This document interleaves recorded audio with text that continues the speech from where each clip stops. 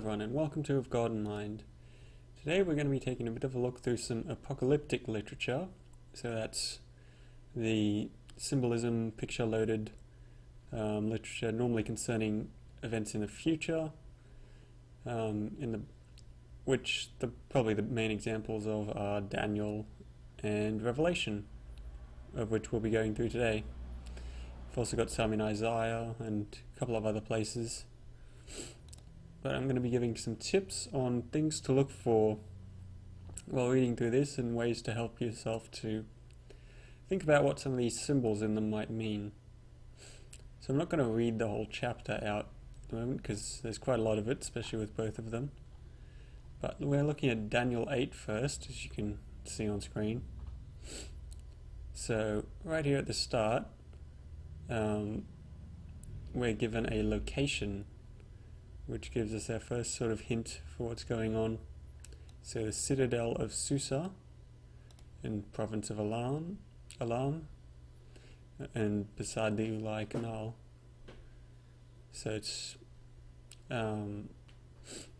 now first I'll go through, just give a the reason I picked Daniel 8 and Revelation 17 is that we both have interpretations given here, so it's useful for sort of fact-checking for what I say. I'm not just pulling interpretations out for other things. So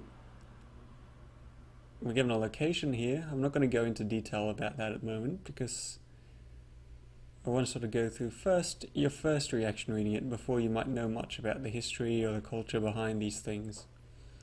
So what things to look forward to before you know that stuff. But we should always take note that it's given us a location here. Then we see sort of the main part of this little event. We have a ram appear. This ram has two horns. Most rams do, nothing too unusual about that. But then we hear the horns were long, and one of the horns was longer than the other. And not only that, that horn grew up later. So we have something weird going on with its horns here. Clearly that means something. Horns... well, first let's talk about the animal itself. Depending on what you're reading, in a lot of this apocalyptic literature, animals will stand for nations. So sometimes they are just animals. So for example, in Isaiah you have verses about I think it's the lion and the lamb lying down together, the child playing with the snake, and that's symbolism heavy, looking towards the future, but it's also just trying to create a picture there of sort of peace between even things that would naturally hunt and kill each other. But in this case, and in a lot of places through books like this, it's instead a way of representing nations and their actions against one another by representing the whole nation as a creature, a being. Now we sort of do this, or we can do this a bit today as well. So for example, if I was to talk about the bear and the eagle go strike one another and the dragon rises from its sleep, given, if you look at that in a modern context, we got sort of three nations there that you can fit those symbols under. The eagle, talking about America with its bald eagle symbol and that symbolism everywhere. Russia, the Russian bear, and China, the Chinese dragon. So sort of animal symbols for a couple of nations there represented by them, used by the nation themselves and used by others to sometimes refer poetically to that nation. And we get more of that in this literature too, just these are nations that most of us haven't heard of from thousands of years ago. This is especially relevant in the chapter before this one, Daniel 7, but I won't go into that one today. But anyway, back to the horns. Often these animals will also have sort of odd attributes, such as these horns. So when you think of this, like, you've got to sort of, when you're trying to think of symbols and what's the word? Symbols and sort of analogies like this, you sort of got to think more generally about this stuff. So you can think horn, you can think real specific, like, oh yeah, that's the keratin thing that sticks out of a ram's head. But then you sort of think more abstract. Okay, what does that represent? What does that give the lamb or the ram? It gives it power. It gives it strength to fight against one another. The rams butt their heads against each other. The larger the horns are, generally the more powerful the ram is. It's sort of the ram's weapon and the source of the ram's strength. And that's sort of the image that we get here.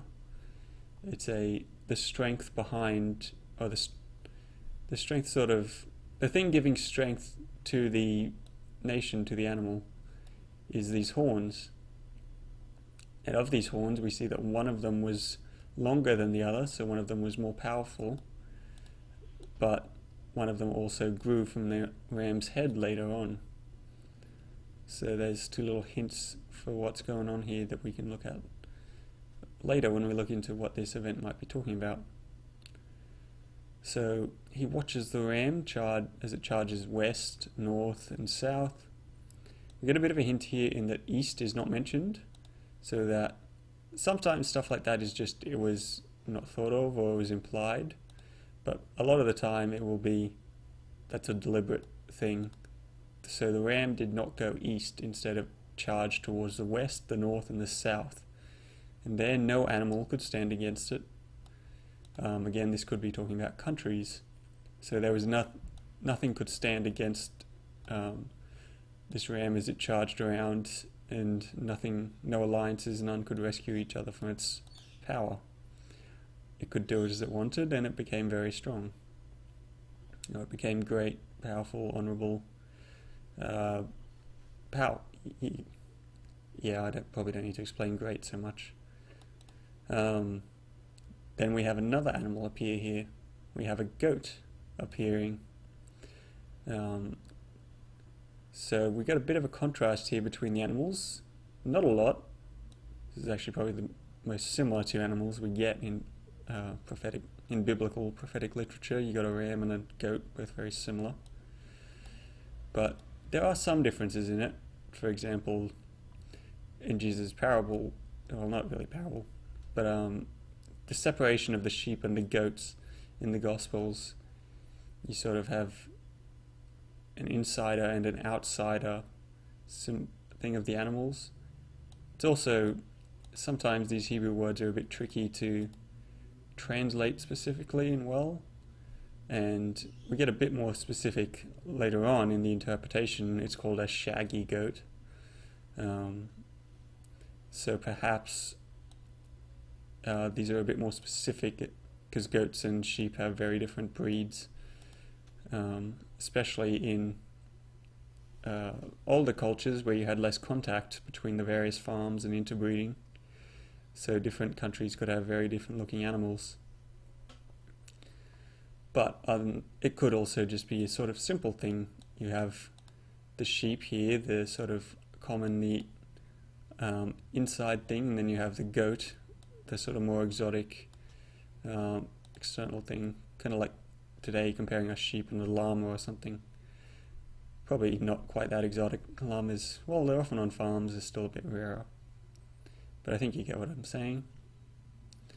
So this goat has a single horn, and it's a prominent horn, so it's more notable than either of the two ram's horns here. We get that little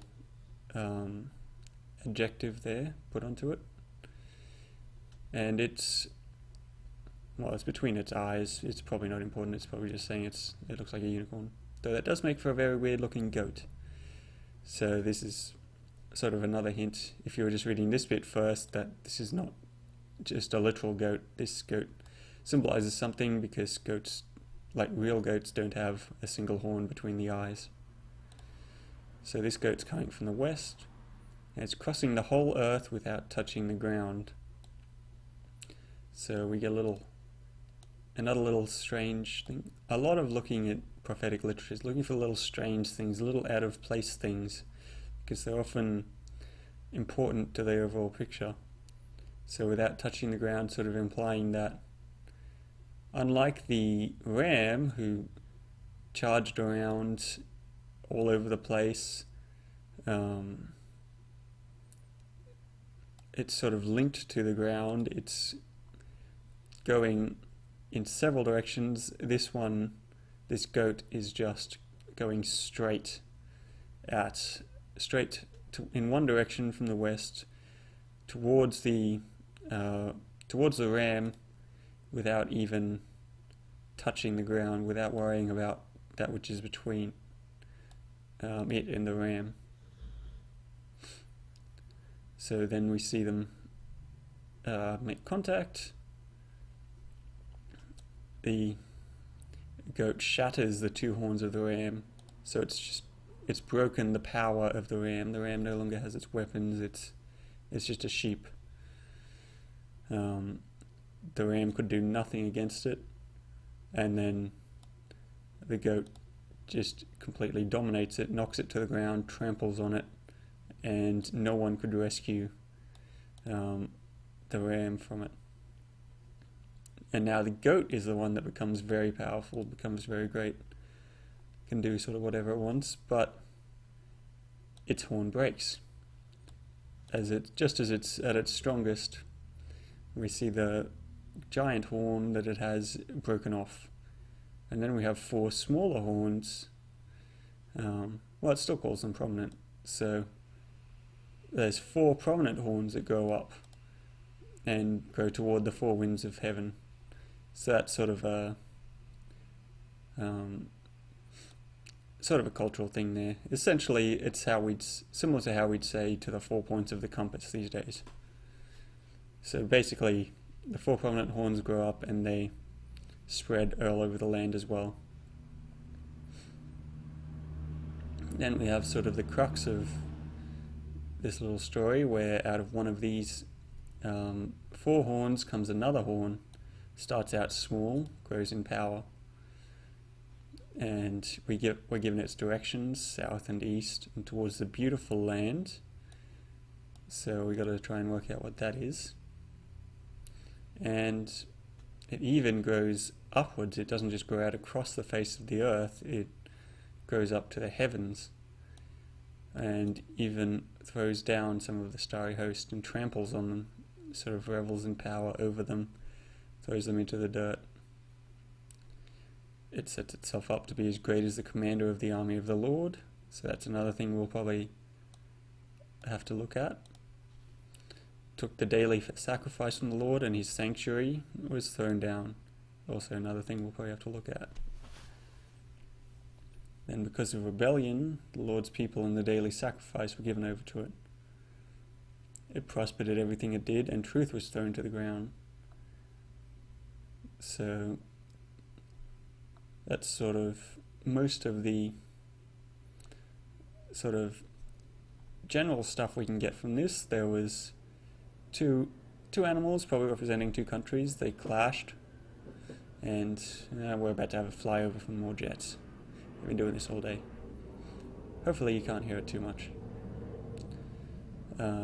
You've got a clash of 2 animals, probably representing 2 countries, where the power of one is broken, then the other has its power broken, but more power grows up between it.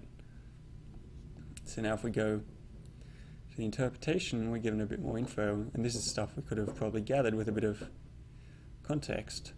So Susa, in the province of Elam, is one of the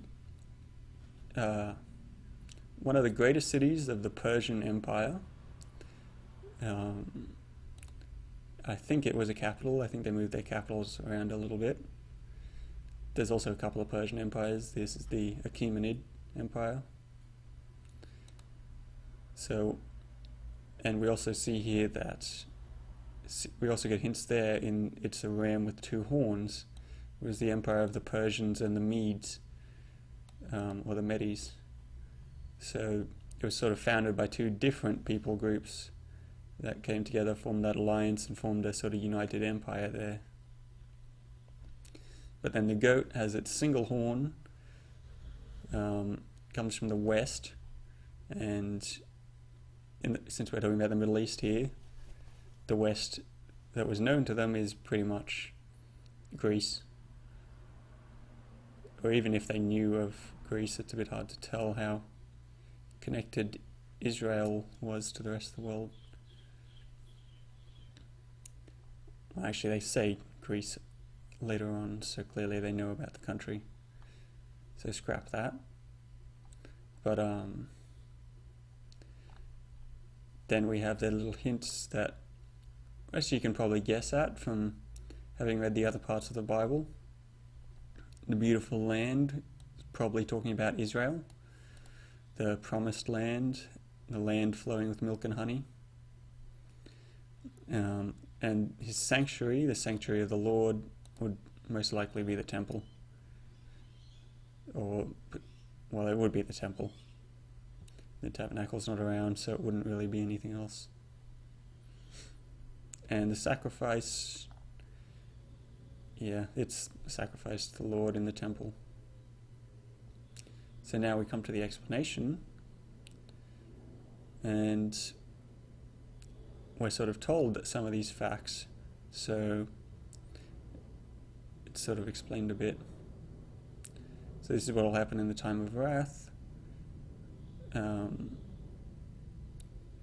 We're also given here, this is just a little side note I guess, but the appointed time of the end, sort of an end times situation, and this is something that has happened in the past, even from the New Testament. It happened around 400 to 300, well, the vision was around 400 and this happened around 300 BC. So end times doesn't always mean end of the world times. Sometimes just the end of the world as we know it, the end of an age, the end of an era. But anyway, so here we're basically just given what I just said. The two-armed horn is the kings of Media and Persia, and the shaggy goat is the king of Greece, referring in this case to Alexander the Great, who you might have heard of.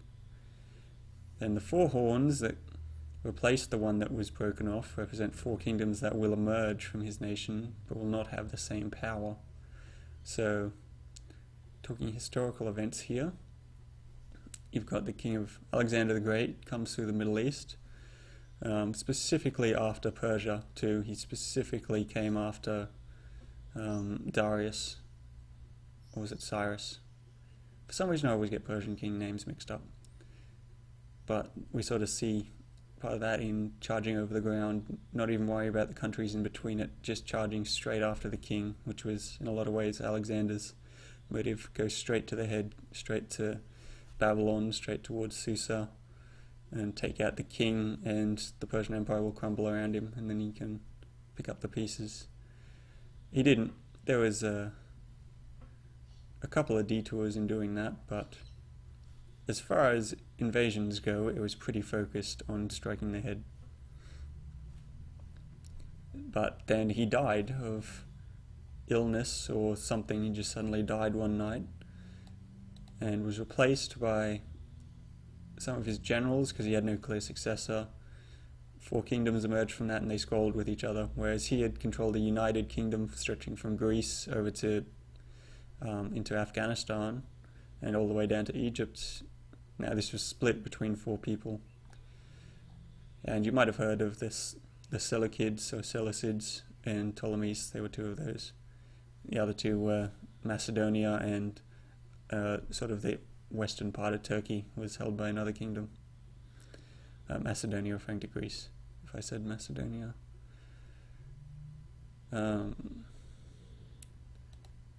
And then so after all this has happened, we have another event sort of described where from one of these four other horns we have another horn arrive. Starts small, but he will rise and grow in power. It's called a master of intrigue down here in our explanation. And also, just like up above, we're sort of given reasons for why all this is happening. Because this is talking about what's happening to Israel. We're told up here that because of rebellion, the Lord's people and the daily sacrifice were given that to it. And again, down here, that's sort of made clear that he will not become strong. He will become strong, but not by his own power. When rebels have become completely wicked, so when rebel, sinner, both very related words.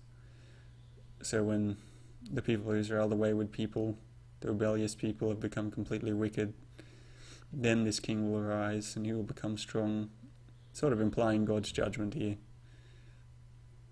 as the reasoning behind all this. And he will cause great devastation, and he will cause deceit to prosper. He will consider himself superior, and he, like as we see up here in the imagery, he will reach to the host of the heavens, throw down some of the stars and trample on them, which is probably not literal. It's probably not he literally fought against angels or whatever and drove them to earth and defeated them. It's probably a symbolic way of talking about blasphemy. The sacred things of heaven, the things of God, he took to the ground and he trampled on them. He made them nothing. He sort of blasphemy type stuff. So speaking against God, doing things that drag his name through the dirt. So, and we sort of see this in, I suppose I'll get to who the man was in a minute.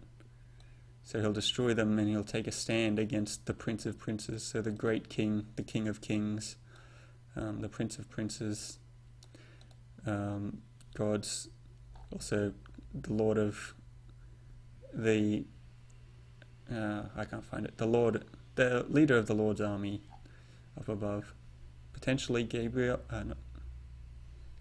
what's the other one? No, it is Gabriel. No, I should have written names down. I'm real bad with names. Not Gabriel, he's the prophecy angel. Michael, that's the one. Michael. Potentially talking about Michael here as leader of the Lord's army, potentially referencing Jesus or God himself. But this won't last. So the guy we see here, this is probably the most clear cut of the prophecies of the Bible. It's very specific in what happens. The explanation is also rather specific. So it's pretty clear to put this to an actual event, and pretty clear that it's probably referring just to this event. This event, I've gone through the invasion, but this little horn that grows up in power is Antiochus II Epiphanes. Antiochus IV. Next time I'm writing names down in front of me when I think I need them. He was a successor king of Alexander, came from Antiochus's line, conquered a bunch of he was pretty successful among them, conquered a bunch of the Ptolemaic lands, and he started out not even in line to become king. He had 3 brothers ahead of him, I think, and through intrigue, i.e. he probably poisoned or had them killed or various other things, ended up becoming the king. He rose to power, and he was the first of these kings to consider themselves a god. So he took on, Alexander had done it himself, or he'd started it, sort of laid the groundwork. It had been common in the Egyptian, in the successor kings of Egypt, the Ptolemies. But he was the first of sort of the northern kings to consider himself a god, and he went all out with it. Like he called himself Theos Epiphanes, so God made manifest.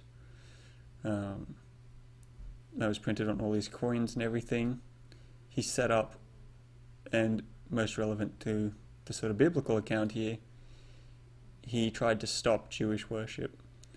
Get rid of the law. He set up a statue to Zeus in the temple in Jerusalem, the main temple of God, and even sacrificed pigs on it. So an animal that's completely unclean in Jewish myth, he sacrificed to a foreign god in God's holy court. So yeah, pretty terrible stuff for the Jewish people. Then eventually he died of illness, so he will be destroyed, but not by human power. Now let's apply this sort of example we've seen from here to the more abstract prophecy of Revelation 17. So we'll ignore the 7 angels bit because that's throwback to an earlier chapter. So the punishment of the great prostitute who sits by many waters. With her the kings of the earth committed adultery, and the inhabitants of the earth were intoxicated by the wine of her adulteries. So we get a picture of quite a lot of influence here, and sits by many waters, so a lot of prosperity in this city. It's like the biggest cities of the ancient world were along rivers. Rivers provide a lot of farmland, they provide you water before you have pipes and aqueducts to get to it, and they provide you trade. So basically your biggest cities were all on rivers or coasts for that reason, for very easy access, and they were very populous. A city with, and most of these were just with one river. Ones like Babylon might have had 2, or had at least had 2 within close range, and there's a reason Babylon was one of the richest, most important cities in the world for a long time. This city sits by many waters, so it's adding part to a picture that we'll see more of later. So, taken away in the spiritual wilderness, so the prophet here, for lack of a better word, is sort of saying that he was taken away to a strange place in a vision. It's not, he doesn't really know where or what was going on, which, I mean, it's Revelation. If you've ever read it, being in a strange place and not really knowing what's going on is kind of par for the course here. But we have specific mention here, I think, to avoid any one being too literal with this.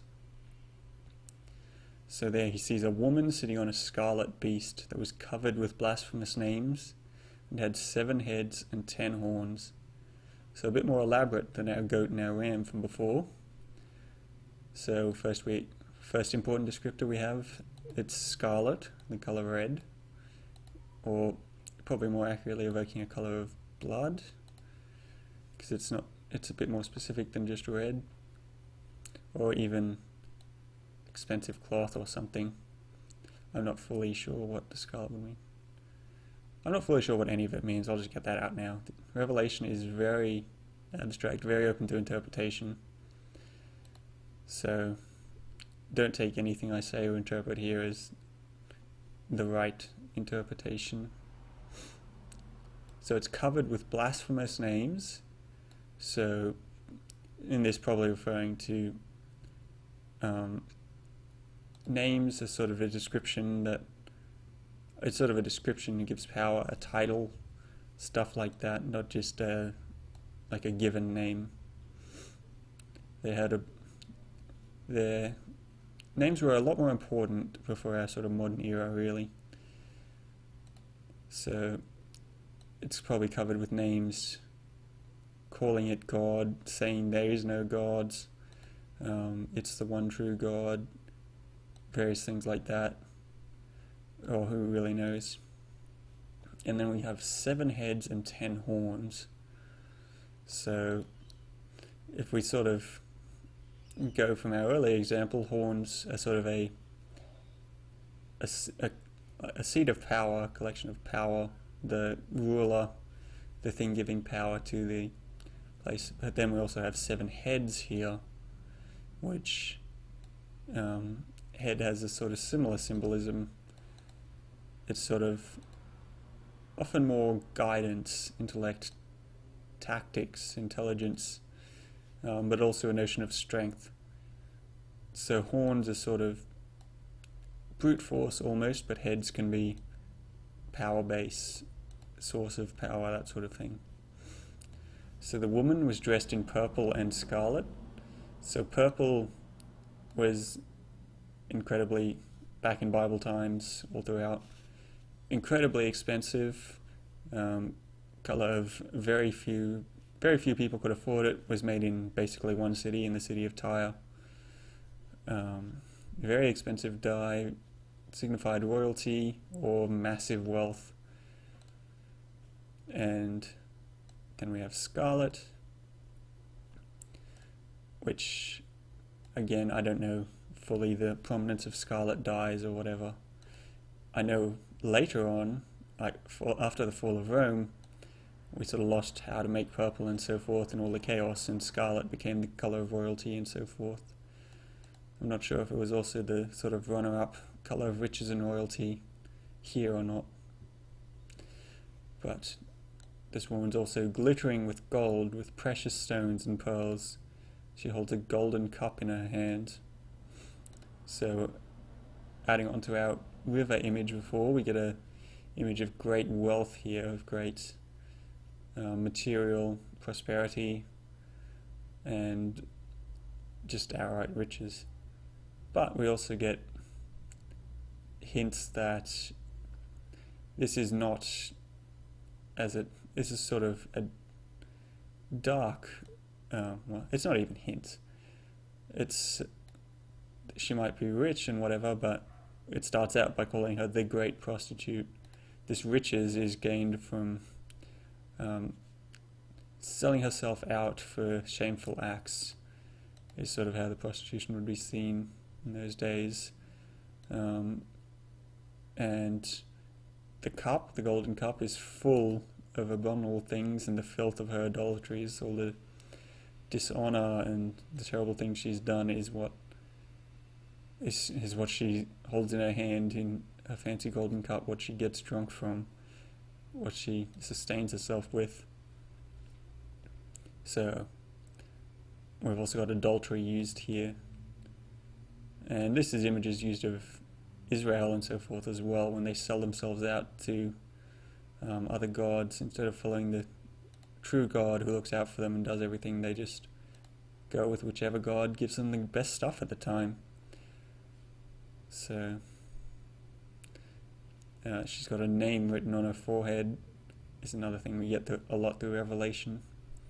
Sort of names can be sources of power as well as representatives and titles and so forth. They're also a descriptor. Names give you power over a thing and over yourself. They give a form and identity. So they sort of they give you recognition and fix an identity out of the chaos. Again, remember to think abstract when you're thinking of symbols. At its sort of base level, what does this thing do? And this thing written on her forehead, Babylon the Great, the mother of prostitutes and of the abominations of the earth.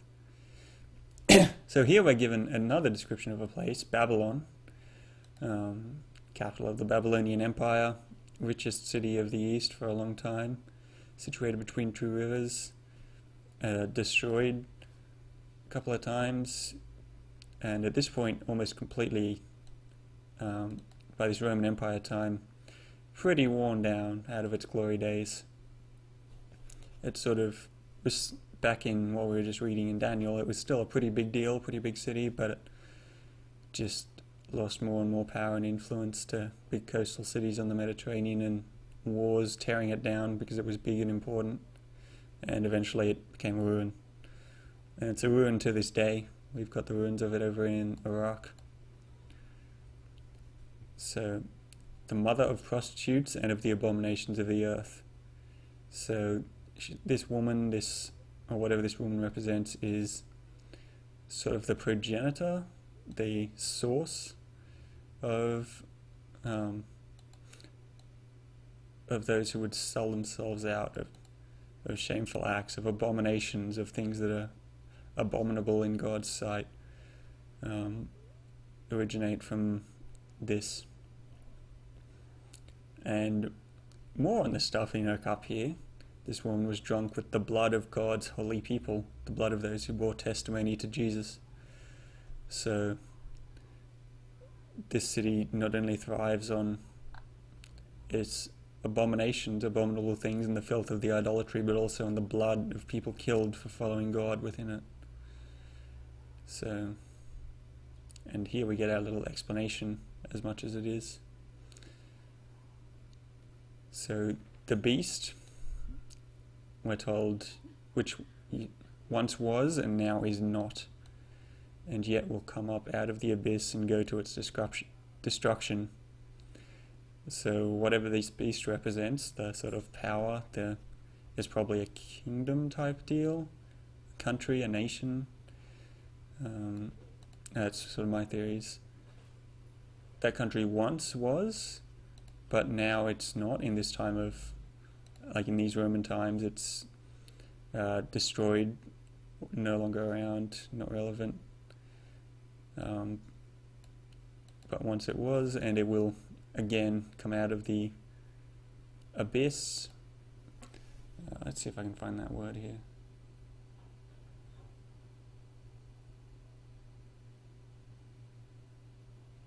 I won't worry about it.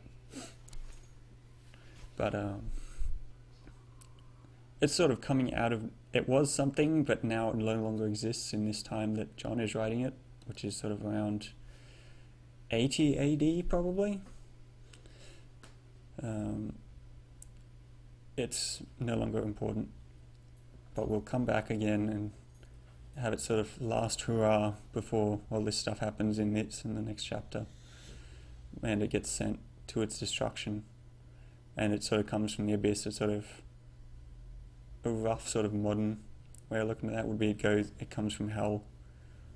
Modern hell and hell in the Bible show a bit of differences. We've been thinking about it, writing poetry about it, putting various descriptions on it for thousands of years, and it's when we think of hell these days, we probably don't think of something quite similar to how hell would have been thought about in the Bible, but that's a discussion for another time.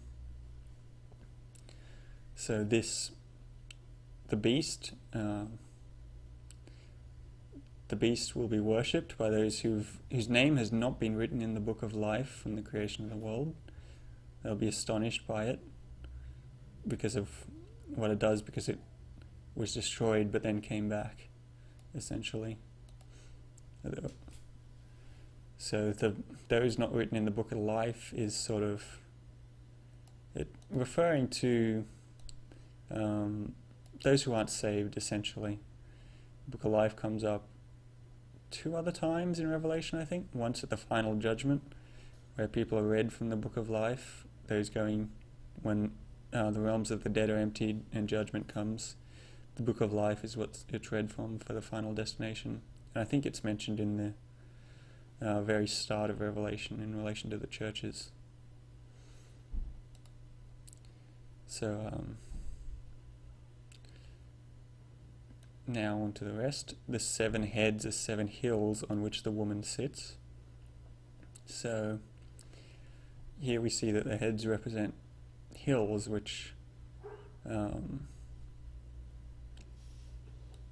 don't think we're actually given a description of the woman. You get the impression that the woman is a city.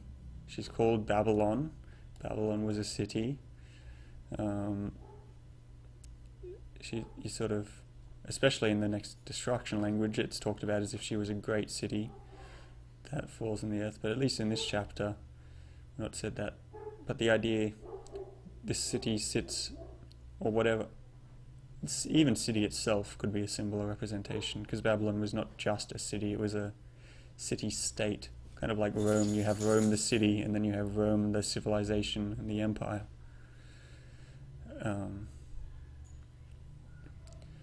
So whatever the woman is sits on 7 hills, which could also, the hills themselves could sort of refer to power, because hills in the ancient world, like cities on a hill, big fortified outposts, important.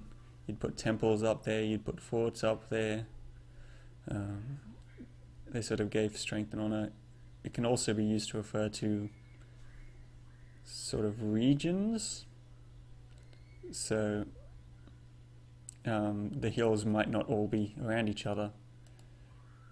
It might be referring to 7 different areas with the same, which come together to form a culture or a civilization. Now, a lot of people have taken this to mean Rome, because Rome was a city famously built on 7 hills, the 7 hills of Rome. But personally, I'm not so sure on that. For one thing, because it once was, now is not, and yet will come. Rome is very much in the was, well, not in the was. Rome was very much a factor when John was writing this. It was the emperor of the time and would be the emperor of the time for another 600 years, and sticking around for another 500 after that in at least half of its land. Very much not a once was, now is, and yet will come. Rome kind of had its peak, and that was about all. There was not a great Rome before John's time, in which it lulled and then will come again. That doesn't fit particularly well with Rome, I don't think. Also, if you look up lists of cities with built on 7 hills, there's a lot of them. And one of the more interesting ones of those is Jerusalem is built on 7 hills, which could give a rather interesting interpretation here, sort of corrupt holy city. There's no other real basis for that, but my point being there's about 700 cities, not 700, there's about 300 cities which are built on 7 hills, just from the list I found. So then we have the horns. There are also 7 kings. Five of... No, wait. Okay, it's funny how you find new things even when you're going through a talk like this, after having looked at this for about 2 days. But yeah, the 7 kings here is probably still referring to these 7 heads. So as I was sort of theorizing before, that it's likely that the hills are probably more than just literal hills. They probably reference a seat of power, a kingdom. So sort of goes with that. The 7 kings, 5 have fallen. 1 is, the other has not yet come. But when it does come, it will only remain for a little while.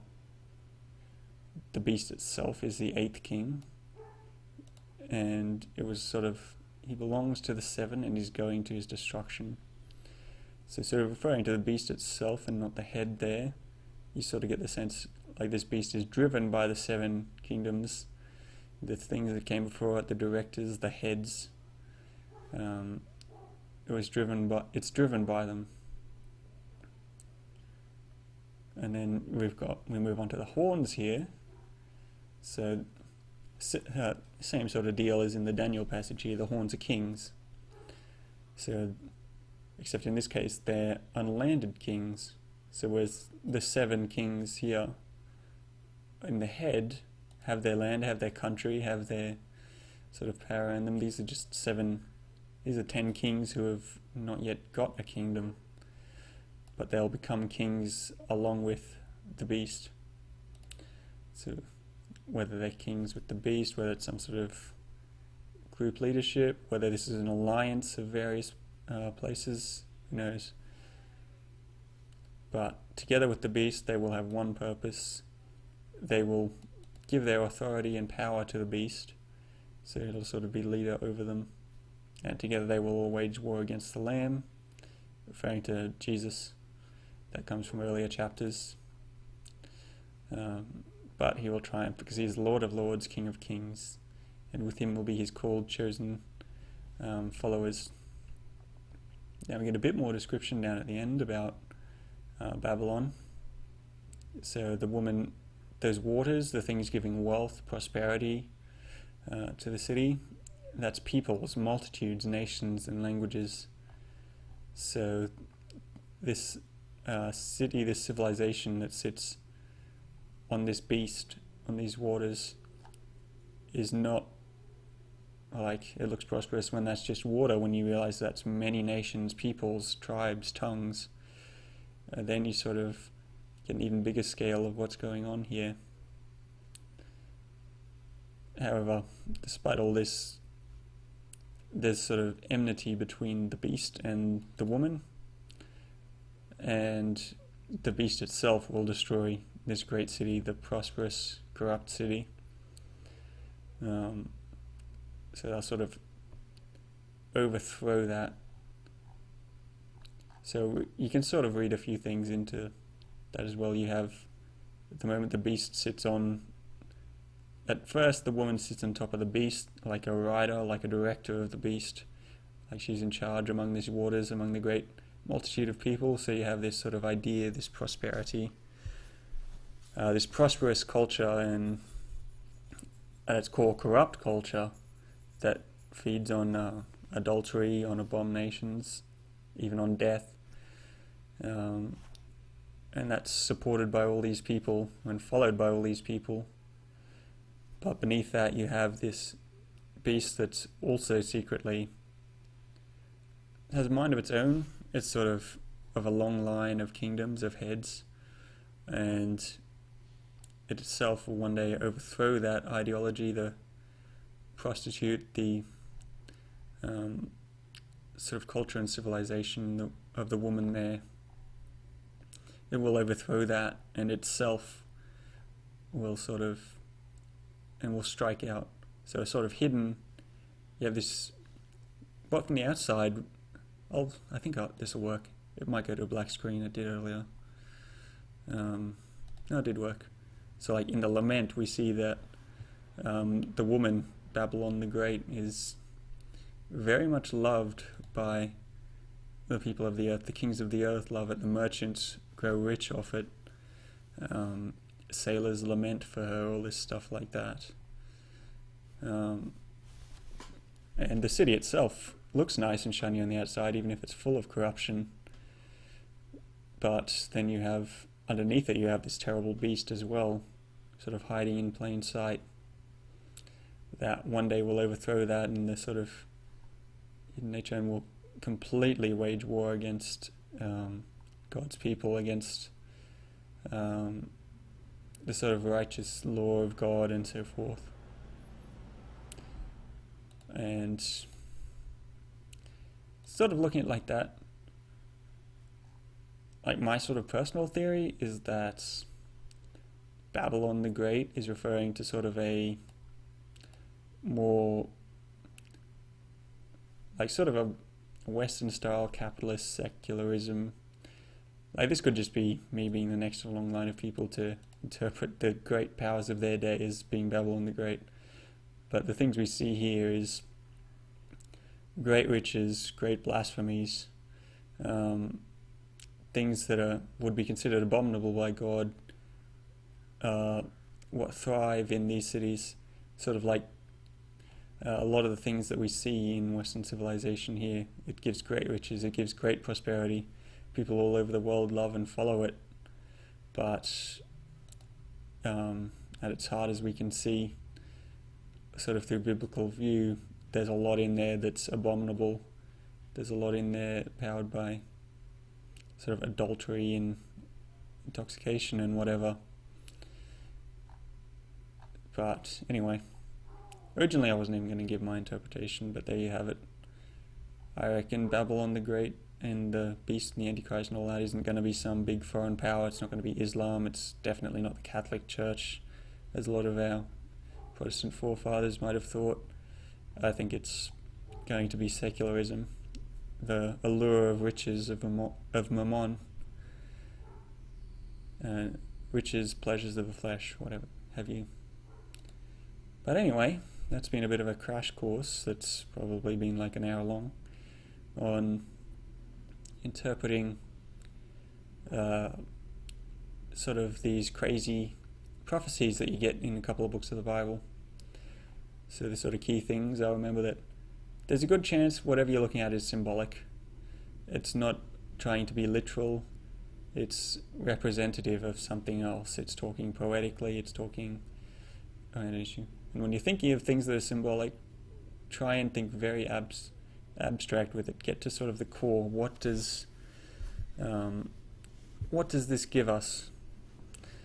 Like the horn, for example. a horn is what gives animal power. So often it's a symbol for power if you're talking about an animal itself. For example, a lion. What's sort of an abstract quality of the lion? Well, it's fearsome, it's strong, it's powerful. Not much can stand against a lion, and it can easily kill a man. So you're representing power there. So sort of get back to those common things. But also remember culture. When we're reading things like this, these symbols weren't written to us here in the modern day. They were written to people 2,000 plus years ago. In different cultures, the meaning might change. Just like the owl represents wisdom in one culture and foolishness in another. So in ancient Israel, these things can represent different things. And of course there's a helicopter now. Couldn't have been 3 minutes later. Anyway, so think symbolically, think abstractly with your symbols to try and work them out, or you can look them up. And remember your history. Sometimes it's important in things such as knowing what Babylon is, knowing where Susa is, stuff like that. So think about that. And also, remember that often this stuff is abstract. Like I started with Daniel, which has a pretty clear historical precedent, but here we end with Revelation 17, which we got no idea what happens. There's a bunch of different views on it. Some think it was Rome, that this is now past. Some think it was Rome, but this will come again. There'll be a new Rome, and all this stuff will happen. Others, like myself, don't think it's Rome at all, think it's something in the future, and stuff like that. You have a lot of different interpretations with this, and ultimately, this prophecy stuff is unimportant when it comes to the rest of the Bible. It's cool to know. Sometimes it tells us cool things about what God's doing in the world, how he's in control, stuff like that. But ultimately, that's what we get out of it. We don't need to know who Babylon the Great is. We don't need to know who the Antichrist is, all this stuff. We just got to know who God is, how he's in control of everything, and how to live following him. Because if we're living following God, we're not really going to fall into this trap of worshipping the beast and following the prostitute and so forth. So anyway, hopefully that gives you a bit of something to help you look through symbols in the Bible. See you next time.